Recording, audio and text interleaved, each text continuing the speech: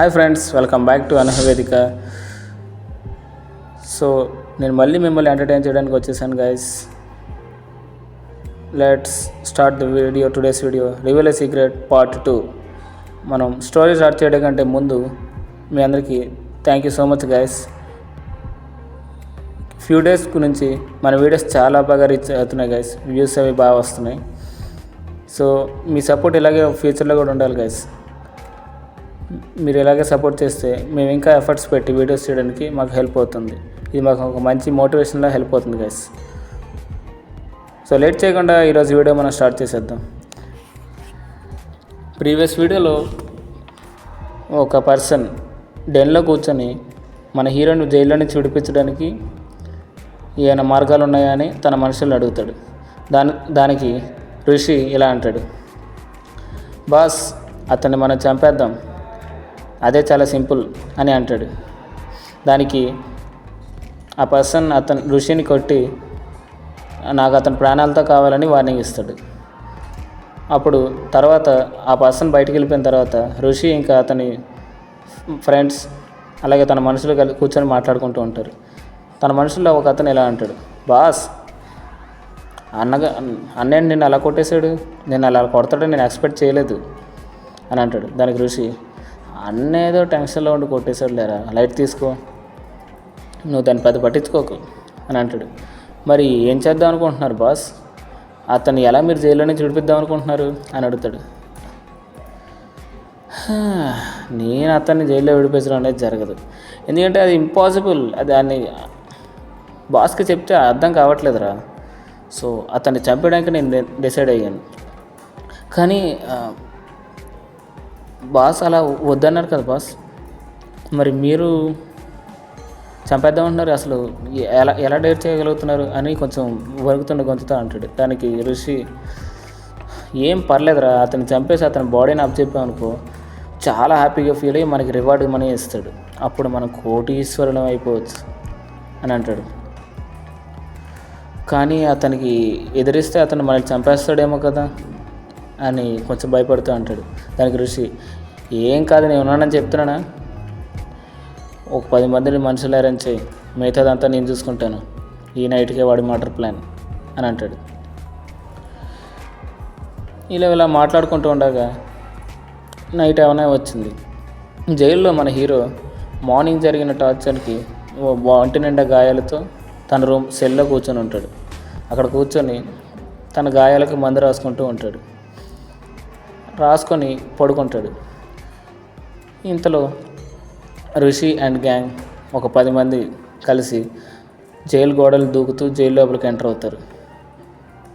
ఇంతలో జైలర్ కనబడి, ఋషి గారు మీరేంటిలా వచ్చారు, ఈరోజు ఏం పని ఉంది ఇక్కడ అని కొంచెం వెటకారంగా అడుగుతాడు.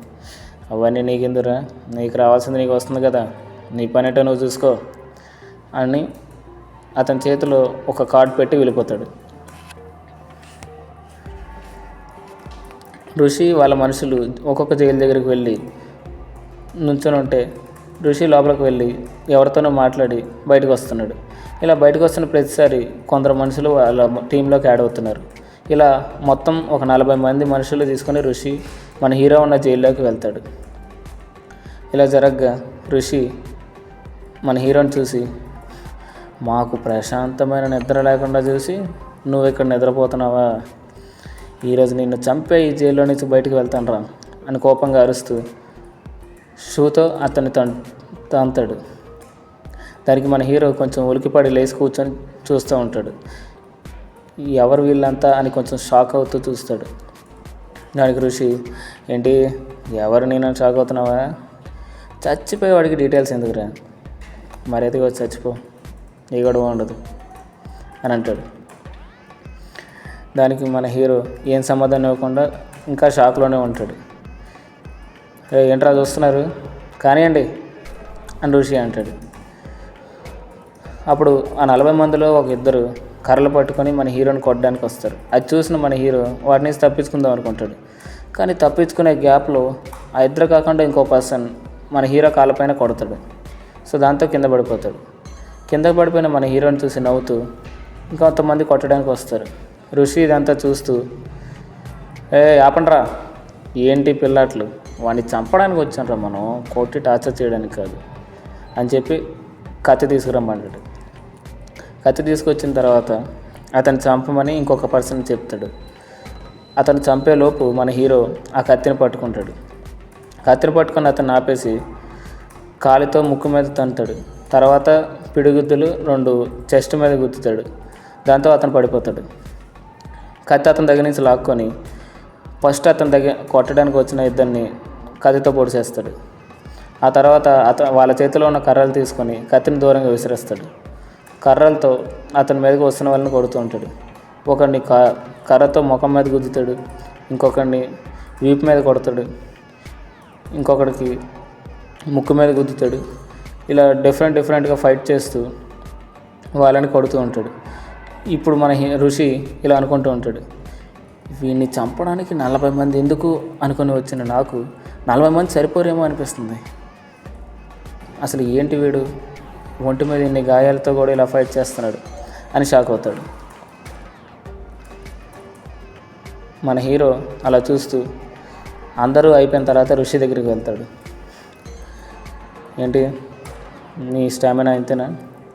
నన్ను చంపడానికి నీకు బలం సరిపోయినట్లేదే, ఇంకొంతమందిని తెస్తావా అని అడుగుతాడు. దానికి ఋషి, వద్దు, నన్నేం చేయొద్దు, నేను వెళ్ళిపోతాను, ఇప్పుడే వెళ్ళిపోతాను అని చెప్తాడు. మళ్ళీ ఇక్కడికి రావద్దు, రావాలని ప్రయత్నం కూడా చేయొద్దు అని అంటాడు. దానికి ఋషి సరే సరే నేను వెళ్ళిపోతాను అని చెప్పి వెళ్ళిపోతాడు. వాళ్ళతో పాటు వచ్చిన 40 మంది కూడా వెళ్ళిపోతారు. తెల్లవారుతుంది. తెల్లవారుగానే నైట్ జరిగిన విషయం అంతా ఋషి వాళ్ళ బాస్కి తెలుస్తుంది. దానికి వాళ్ళ బాస్ పక్కన వాడితే ఇలా అంటాడు, ఋషి మీద నీ ఒపీనియన్ ఏంటి అని అంటాడు.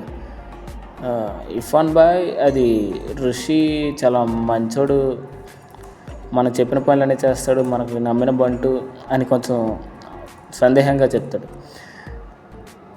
దానికి ఇర్ఫాన్ బాయ్ ఇలా అంటాడు, ముందు వాడిని పిలు, వాడెంత నమ్మకస్తుడు నేను చెప్తా అని అంటాడు.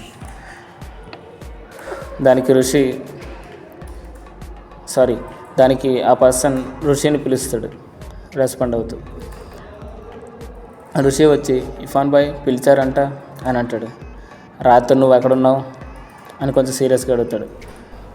బాయ్, అది నేను నైటు ఇంట్లోనే ఉన్నాను బాయ్ అంటాడు. అవునా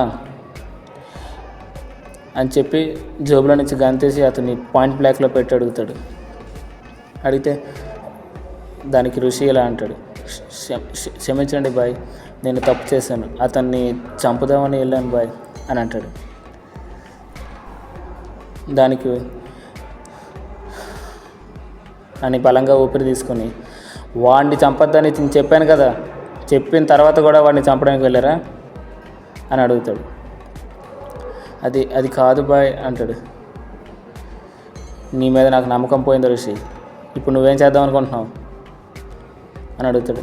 బాయ్, నాకు ఒక అవకాశం ఇవ్వండి బాయ్, నేను మళ్ళీ ప్రూవ్ చేసుకుంటాను, నన్ను నమ్మండి బాయ్ అంటాడు. దానికి ఇర్ఫాన్ ఇలా అంటాడు, నిన్ను నమ్మాలంటే ఒకే ఒక పని చేయి అని అంటాడు. దానికి ఋషి ఏం చేయాలి బాయ్ అని అడుగుతాడు. చచ్చిపో అని అడిగి గన్ కాల్స్తాడు. దానికి ఋషి రియాక్ట్ అయ్యేలోపు చనిపోతాడు. అసలు ఇంత చిన్న విషయానికి ఋషిని ఎందుకు చంపేశాడు? అసలు ఆ పర్సన్కి మన హీరోకి ఏంటి సంబంధం? ఇర్ఫాన్ని ఎందుకు కాపాడుతున్నాడు మన హీరో? ఇవన్నీ తెలుసుకోవాలంటే నెక్స్ట్ వీడియో కోసం వెయిట్ చేయండి. మీకు ఈ వీడియో కనుక నచ్చినట్లయితే కామెంట్ చేయండి, అలాగే లైక్ కూడా చేయండి, మీ ఫ్రెండ్స్కి షేర్ చేయండి, అండ్ అలాగే ఛానల్ని సబ్స్క్రైబ్ చేసుకోండి. అండ్ గైస్, త్వరలోనే HTML సిరీస్ని స్టార్ట్ చేయబోతున్నాం గైస్. వీలైనంత త్వరగా ఫస్ట్ పార్ట్ వీడియో లాంచ్ చేస్తాం. సో దాన్ని కూడా మీరు సపోర్ట్ చేస్తారని ఆశిస్తున్నాను. Thank you.